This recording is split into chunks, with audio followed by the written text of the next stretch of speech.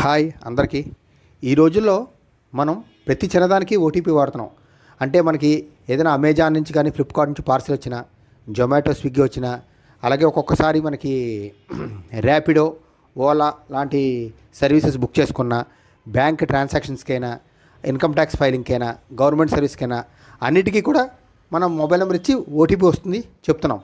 అయితే మన దగ్గర చాలామంది చదువులేని వాళ్ళు కానీ, లేకపోతే ఇంగ్లీష్ సరిగ్గా రాని వాళ్ళు కానీ, పెద్దవాళ్ళు కానీ ఉండొచ్చు.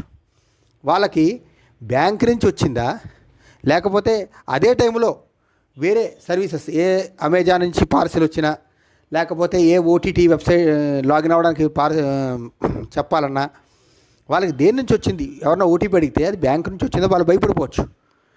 ఒకవేళ మనం పొరపాటున అమెజాన్ కొరియర్ వచ్చే టైంకే మనకి ఎవరైనా ఒక సైబర్ క్రైమ్ చేసేవాళ్ళు మన బ్యాంకు ట్రాన్సాక్షన్కి ఓటీపీ పంపిస్తే, పొరపాటుని ఓటీపీలు చెప్తే అతను తాలూకు వాళ్ళతో అనుకోండి ఇతను, అప్పుడు మన దగ్గర డబ్బులన్నీ పోతాయి.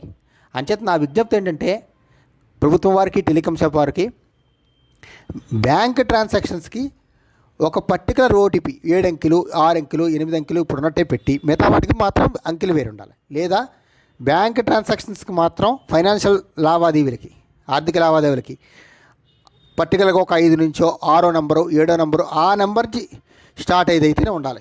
అలా అయితే మనకు తెలుస్తుంది, ఓహో 7తో సపోజ్ 7తో స్టార్ట్ అయింది అనుకోండి ఓటీపీ బ్యాంకులన్నిటికీ కూడా. అప్పుడు ఇంక మనం ఒకవేళ ఎవరైనా వచ్చినా సరే ఆ 7తో వచ్చి చెప్పం, ఇది ఖచ్చితంగా అది బ్యాంక్ ట్రాన్సాక్షన్ సంబంధించింది అని అర్థం.